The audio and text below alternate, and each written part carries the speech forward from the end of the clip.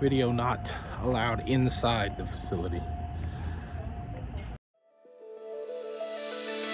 We are John and Michelle, and we believe memories are more valuable than material possessions. That's why we waved goodbye to 2,400 square feet of house and said hello to our 35-foot fifth wheel.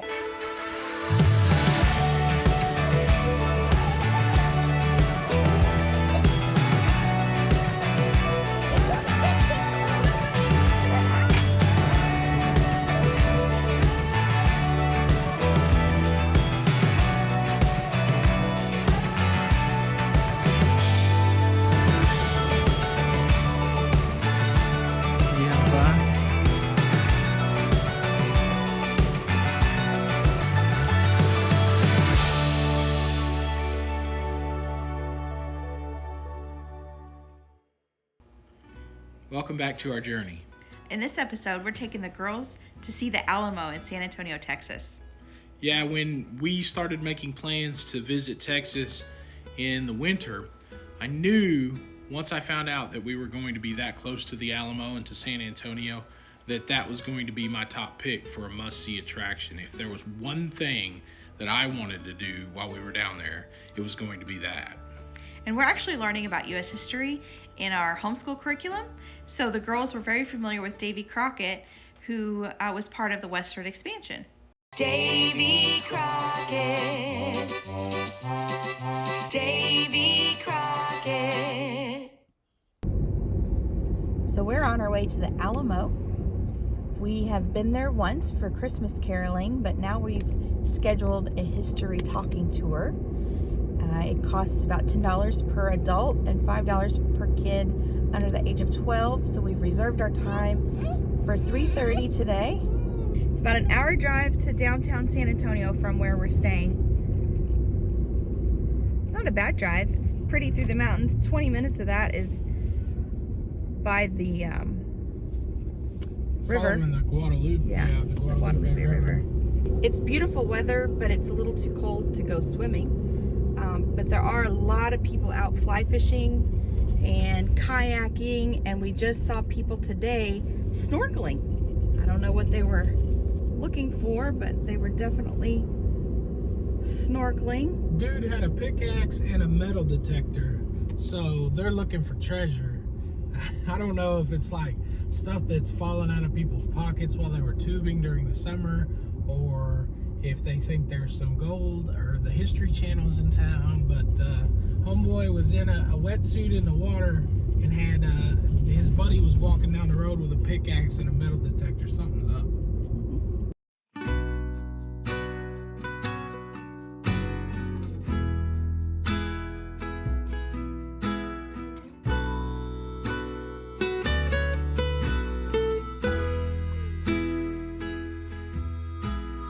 So we purchased tickets ahead of time for the presentation. When we walked into this beautiful stone garden area, it had a huge live oak in the middle of it. It just kind of felt a little magical to me. When we went through that portion, we were in a statue garden, which is where the presentation was delivered. It was very well communicated and taught. I thought I learned a lot from that presentation that I did not even realize. And I had not researched the Alamo prior to this, so I didn't really have a lot of knowledge going in. So it was very helpful to hear that story before walking through the entire grounds. So after walking through that, we went into the mission. So the mission is kind of a separate building of its own, and you weren't allowed to take photographs, you weren't allowed to take video, you weren't even allowed to touch the walls. This is how well preserved it is.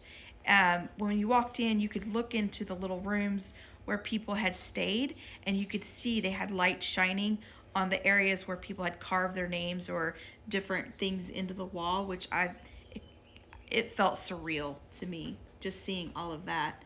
But then also after you walk through the mission and see those pieces, there is a path that you can go that has plaques that speak about the different eras and times of the Alamo and when it was built, how it was made, who inhabited it at the time, when it was when the action actually happened and it was brought down. So Yeah, that was a really neat thing, and that one you don't even need a tour for. That's just outside the front of the long barracks. That was cool. We actually saw that the first time that we went to the Alamo, which was for a Christmas caroling event. And there along the outside of the long barracks, there are these bronze castings of the different eras, exactly what you're talking about, of the mission grounds. And you could see the development over time, and they actually had two castings for 1836, pre-battle and post-battle, which I thought was really smart, because you could see the way it was laid out and the kind of military setup that they had for it. And then you could see after the 2 weeks of cannon fire and then the morning of the Battle of the Alamo, the destruction that was caused, where they completely tore the walls down and laid siege to the grounds. So those castings were very helpful to kind of put it in your mind's eye, the historical kind of evolution of those grounds. And then you could turn around and literally see how the city had grown up around it.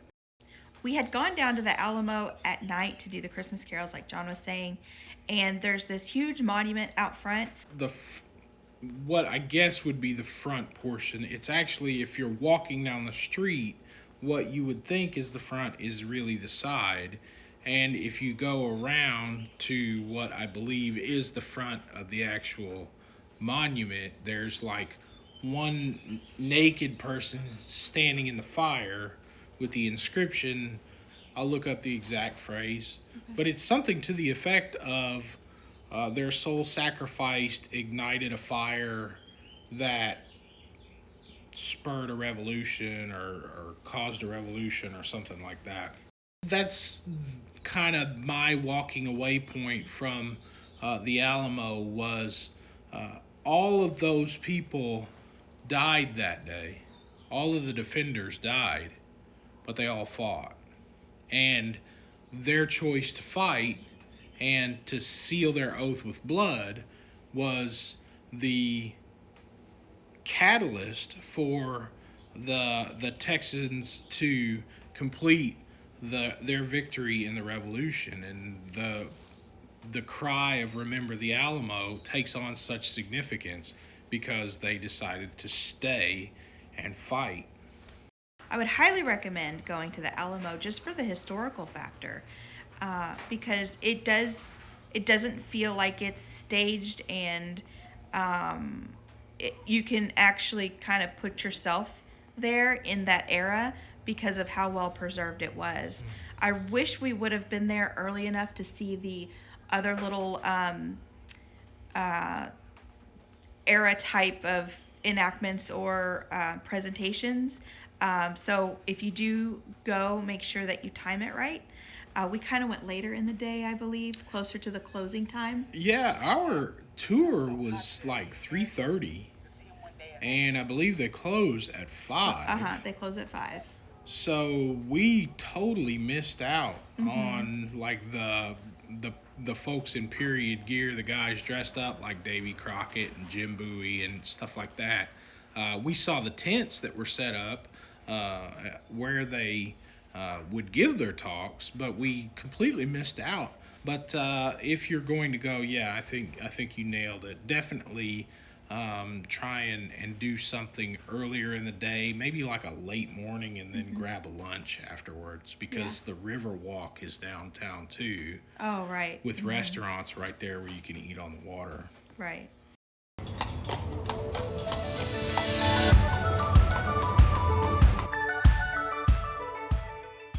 This wraps up Texas for us. Next, you will see us on the road, on our way to Florida, and our first time boondocking in a Walmart. That's right. We thank you so much for watching our videos. Make sure to like, share, and subscribe. And check us out on our website, calledtobefreerv.com. There's lots more great material for you to check out there. And you can get on our mailing list. And we have new t-shirt designs. That's right. New t-shirt designs in the shop. We'd love for you to check them out.